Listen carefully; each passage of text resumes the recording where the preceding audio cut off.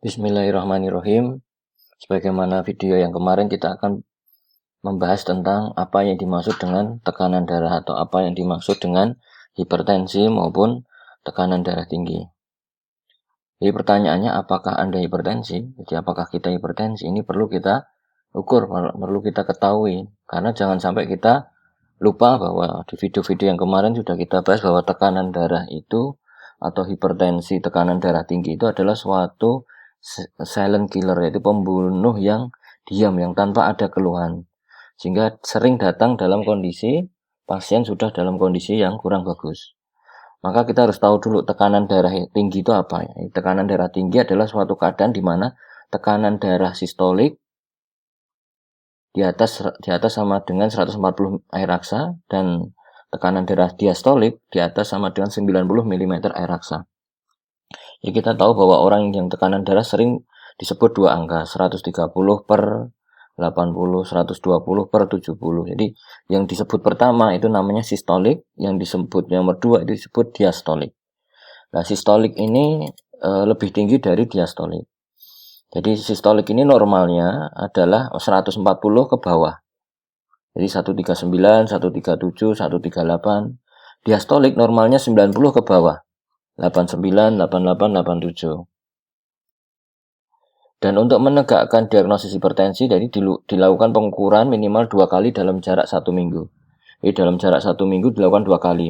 Hari Senin diukur, hari Senin depan diukur. Dan jika ditemukan memang kondisi yang tinggi, maka bisa disimpulkan maka orang tersebut, pasien tersebut mengalami tekanan darah tinggi. Nah, ini tabel klasifikasinya. Jadi ternyata tekanan darah tinggi itu tidak satu kondisi, tapi ternyata ada beberapa kondisi. Ada normal, ada prahipertensi, ada hipertensi tingkat 1, hipertensi tingkat 2. Yang harus dihafalkan adalah hipertensi dimulai dari 140 ke atas.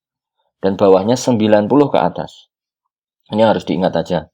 Tapi ingat ada namanya prahipertensi, jadi kondisi sebelum orang itu mengalami tensi tinggi, yaitu 120 sampai 139 atau 80 sampai 89. Nah, ketika prahipertensi maka harus mengurangi garam, aktivitas fisik olahraga, kemudian hindari stres ini. Tapi ada hipertensi tingkat 2 di atas 160 dan diastoliknya di atas 100. Kemudian ada istilah hipertensi sistolik terisolasi, jadi yang atasnya tinggi, yang bawahnya di bawah 90, namanya hipertensi sistolik terisolasi. Tapi yang harus diingat, harus dihafalkan adalah hipertensi dimulai dari 140 yang sistolik, yang bawah, yang diastolik dimulai dari 90 ke atas.